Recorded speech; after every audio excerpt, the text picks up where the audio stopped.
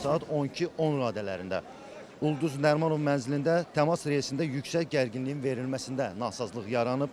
Təhlükəsizlik məqsədi ilə Ulduz Nərmanov stansiyasında sərnişinlərin təxliyəsi həyata keçirilir. Bu səbəbdən qatarların Nərmanov Əhmədli istiqamətində hərəkəti məhdudlaşdırılıb. Sərnişinlərin giriş-çıxışına məhdudiyyət qoyulub. Universitetə metro ilə gedib gəlirəm bəzən.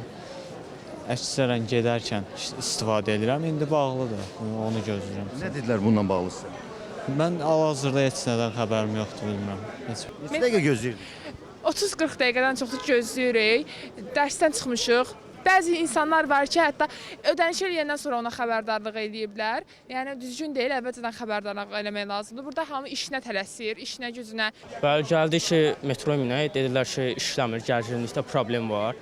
Bəzi insanlardan soruşdum, deyir ki, bütün stansiyalarda dayandırıblar. Dedilər ki, qəza olub içəridə müvəqqəti olaraq bağlıdır bütün stansiyalar. İndi gözləyirik də. Mən dəstə keçirdim, dəstə getməliydim, amma indi bilmirəm necə gedəcəm. Avtobusdan istifadə eləmirəm deyə piyadan gedəcəm yəqin ki. Nə dedilər sizə? Dedilər ki, nəsə olub qatarlara, nəsə xarab oldu yəqin. Baş vermiş texniki insidentlə əlaqədar bütün sərnişinlərimizdən, o cümlədən ictimaiyyətdən üzrxahlıq edərək və eyni zamanda bu müddət ərzində anlayış göstərdiyi üçün hər bir kəsə təşəkkürümüzü bildirərək məlumat vermək istəyirəm ki, bugün təxminən saat 12:10 radələrində Ulduz Nərmanov mənzilində aralıq kabelində baş vermiş qısa qapanma nəticəsində təmas reysinə gərginliyin verilməsində kəsinti yaranıb.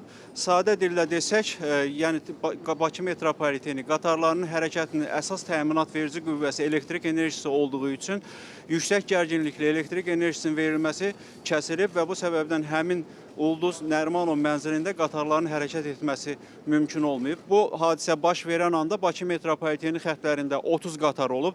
Onlardan cəmisi 4-ü tuneldə olub və sərnişinlərin təxliyəsi Bakı metropoliteni normativlərinə uyğun olaraq ən qısa müddətdə uğurla həyata keçirilib. Hadisənin araşdırması yaxın günlərdə tamamilə müfəssəl olaraq təmin olunacaq və bununla bağlı ictimaiyyətə əlavə məlumatlar veriləcək. Hər hansısa bir yanğın qeydə alınmayıb.